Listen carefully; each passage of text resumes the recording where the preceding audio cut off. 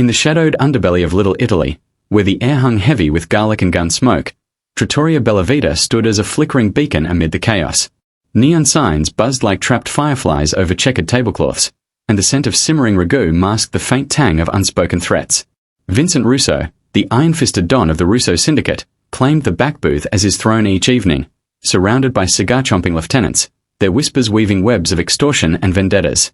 At 45, Vincent was a colossus carved from Sicilian granite, broad shoulders straining his silk shirts, eyes like polished obsidian that could silence a room with a glance. But power's crown weighed heaviest on the small boy at his side. Luca Russo was 8, a fragile wisp of a child with his mother's raven curls and eyes the color of Mediterranean twilight, vast, haunted pools that brimmed with unshed storms. Every night, as the restaurant's brass lanterns cast golden halos over linen and crystal, Luca arrived in his starched collar, clutching a worn stuffed olive branch his late mother, Isabella, had sewn for him. She had been Vincent's anchor, a painter whose laughter once softened the syndicate's edges, until a rival's bullet claimed her 3 years prior in a drive-by meant for her husband. Protect him, amore, had been her last whisper, blood staining the cobblestones. Since then, Luca cried.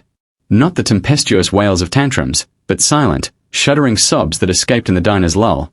Head bowed over a plate of untouched spaghetti, tiny fists knotted in his napkin.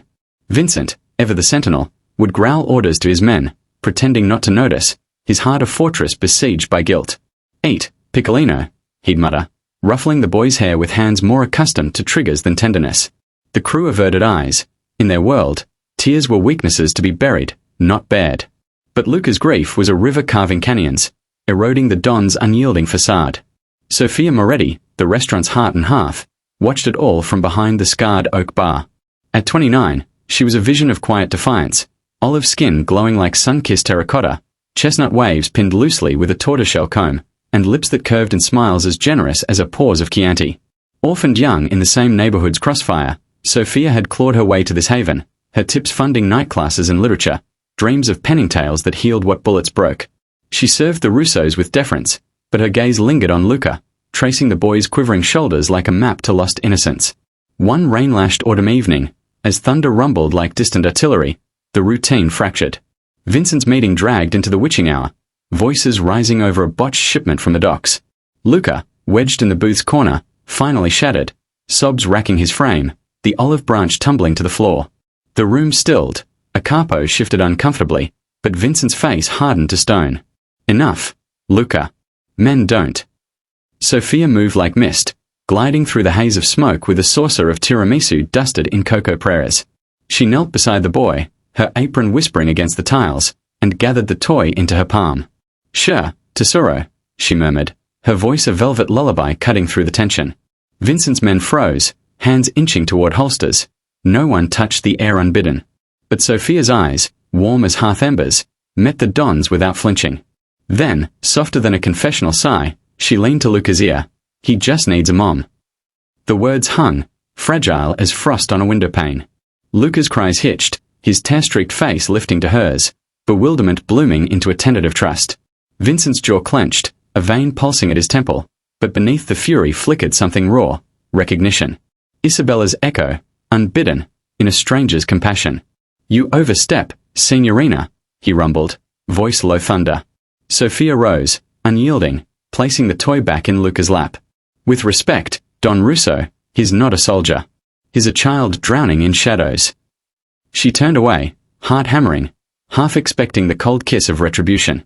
But as she retreated to the bar, Luca's sobs ebbed to whimpers, his small hand clutching the stuffed branch like a lifeline.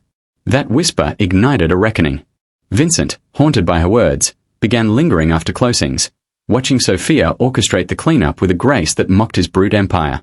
She read to Luca during lulls, spinning fables of knights who traded swords for seeds, her laughter coaxing the boy's first genuine smile since the funeral.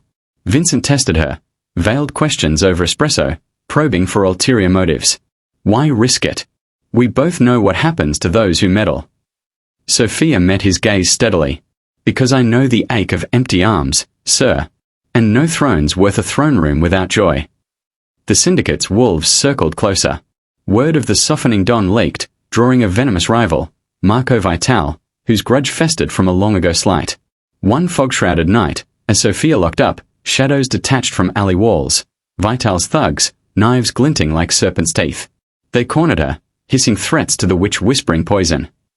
But Luca, hidden in the pantry during Vincent's delayed pickup, overheard, his cry piercing the gloom like a siren's call. Chaos erupted. Vincent burst in, a tempest of fury, felling 2 assailants with brutal precision. Sophia, seizing a cast-iron skillet from the counter, cracked it across a 3rd skull, her literary dreams fueling a warrior's fire. In the fray's aftermath, as sirens wailed and medics swarmed, Luca flung himself into her arms, sobbing not in sorrow, but survival's sweet release. "You stayed," he whispered, the first words he'd strung since his mother's death. Vincent, blooded but unbowed, knelt before them both. "You were right," he admitted, voice cracking like old leather. "I built walls to protect him, but they caged us all." In the weeks that followed, the Don dismantled his darkest dealings, funneling laundered fortunes into community havens, clinics for the forgotten, gardens where olive branches grew real. Sophia, no longer just a waitress, became the family's quiet compass. Evenings filled with pasta and poetry, Luca's laughed to the sweetest syndicate score. One starlit spring dawn, as cherry blossoms dusted the rooftops like confetti from the heavens, Vincent stood in the trattoria's garden, watching Sophia braid wildflowers into Luca's curls. "Marry me," he said, not as a command, but a plea, ring box trembling in his scarred palm. "Not for power. For this. For us." Sophia's eyes shimmered, the weight of wounds lifting like morning mist. "Yes," she breathed, pulling him into an embrace that healed fractures deeper than flesh. In her, Luca found a mother reborn. In her, Vincent rediscovered mercy's mercy. And in the boy who once wept rivers, they all glimpsed redemption's fragile bloom, proof that even in empires of shadow, a single whisper could summon the sun. Thank you for watching this story till the end. Sparkles. If it touched your heart, please support us. Thumbs up sign, give it a like. Speech balloon, share your thoughts in the comments.